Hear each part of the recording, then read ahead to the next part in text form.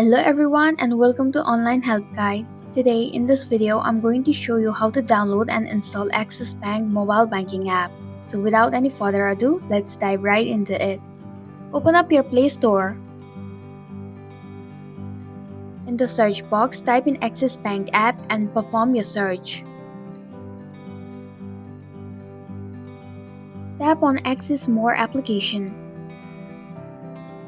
Then tap on the install button to begin the downloading process. It will take a while to download the app.